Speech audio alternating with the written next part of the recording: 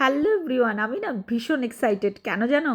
কারণ আজকে আমি তোমাদের সঙ্গে একটা বড় ভিডিও শেয়ার করব। সেটাও আমি সারাদিন টুকটাক কি করি সেটাই, সম্পূর্ণ তো দেখানো সম্ভব না, কিছুটা। তোমরা কি এক্সাইটেড? আমি তো এক্সাইটেড। জানি জানি তোমরা ভাবছো এটা আবার এক্সাইটেডের কি আছে, তুমি হও হও, আমরা কেন হতে যাব? আচ্ছা বাবা, ঠিক আছে, তোমাদের এক্সাইটেড হতে হবে না। দেখো, গল্প করতে করতে সকালবেলা ঘুম থেকে উঠে পড়ে বিছানাটাকে গুছিয়ে নিলাম, আর ঘরে একটু আলো বাতাস আসবে না এটা হতে পারে? তার জন্য জানলাটা খুলে দিয়েছি। জানলাটা খুলে দিয়ে নিজেকে একটু ফ্রেশ করতে হবে, তো তাই জন্য ব্রাশ ট্রাশ করে একটু ফ্রেশ হয়ে নিলাম।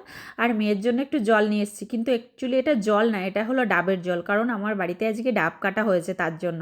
তো মেয়ে পুরোটা খেয়ে পারলো না, আমি একটু খেয়ে নিলাম। যাই হোক, ডাবের জল খেয়ে এখন আমি চলে যাব কিচেনে। তো আমার কিচেনে তো সকাল সকাল চা হয়ে গেছে, বরের জন্য চা করে দিয়েছি।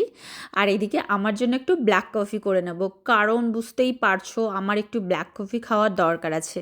নো সুগার, ঠিক আছে? যাই হোক, রাতে একটু রুটি করেছিলাম, তাই আটাটা একটু বেঁচে ছিল, তাই ভাবলাম দুটো রুটি করে নিই, বরকে আর মেয়েকে দিয়ে দেবো। অ্যাকচুয়ালি আমাদের রুটি সেরকম একটা হয় না, বেশিরভাগ ভাতই হয়, কারণ মেয়ে স্কুল যায়, ভাত খেয়ে ওকে পাঠাতে হয় তার জন্য। তো মেয়ের এক্সাম শেষ হয়ে গেছে, তার জন্যই ভাবলাম সকালেও ঘুম থেকে উঠতে লেট করে, তার জন্য একটু রুটি বানিয়ে দিই, তাই রুটি করে দিল। দেখো রুটিটা কেমন গোল হয়েছে। আমার জীবনটা কিন্তু এতটাই গোল নয়, একটু এবড়ো খবড়ো আছে। যাই হোক, বরকে আর মেয়েকে রুটিটা খেতে দিয়ে আমি দেখো আমার কফিটা নিয়ে বসে পড়লাম। আর তোমাদের সঙ্গে আর একটা কথা বলি, আমি তো কদিন ধরে তোমাদের সঙ্গে শেয়ার করছি যে আমি ওপরে ছাদে গিয়ে সমস্ত রান্না করি। তো চলো স্নান করে এবার ওপরে যাই।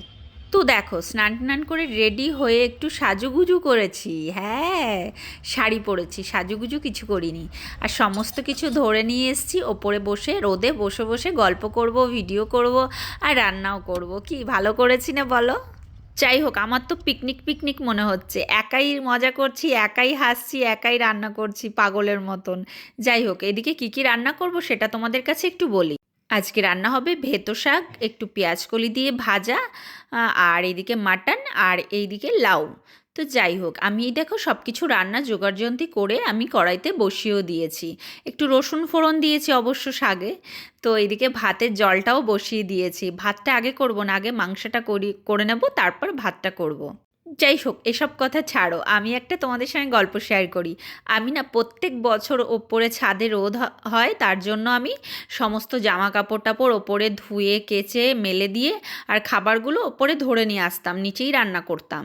তো এবছর কি মনে হলো যে এবার জামা কাপড় তো অনেক ধোয়াধুয়ি হলো, এবার চলো একটু অন্যরকম কিছু করা যাক, এবার ওপরেই রান্নাটাই করব। তো যেমন ভাবনা তেমন কাজ। তার জন্য গ্যাস তো আমার দুটো আছে, তার জন্য একটা গ্যাস আমি উপরে নিয়ে এসেছি। আর এদিকে দেখো আমি একটু হাঁটু হাঁটুও করি, একটু রোদ গায়ে লাগাই, কি মজা লাগছে না বলো? আমার তো খুব মজা লাগছে। যাই হোক, বেশি মজা করতে গেলে এইদিকে রান্না নষ্ট হয়ে যাবে। এইদিকে আমি সমস্ত রান্না বান্না প্রায় কমপ্লিট করে ফেলেছি, তার মধ্যে একটি মাটনটাকে একটু বরকে একটু টেস্ট করাবো, বলবো কেমন হয়েছে। আর আমি রান্না করব, টেস্টি হবে না এটা হতে পারে? আর এদিকে দেখো মাটনটা আমার হয়ে গেছে, আর এদিকে দেখো ভাতের মার ঝরাচ্ছি কোথায়। তো এই দেখো আমি খেতেও বসে গেছি, সত্যি খাবারগুলো টেস্টি হয়েছিল। আর প্রত্যেক বছর রান্নাটা না করলেও খাবারটা কিন্তু ওপরেই খাই, এবছর পুরো রান্নাটাই। তোমাদের যদি আমার ভিডিও ভালো লাগে তাহলে লাইক কমেন্ট শেয়ার করে পাশে থেকো, আর সবাইকে জানাই টাটা, ভালো থেকো।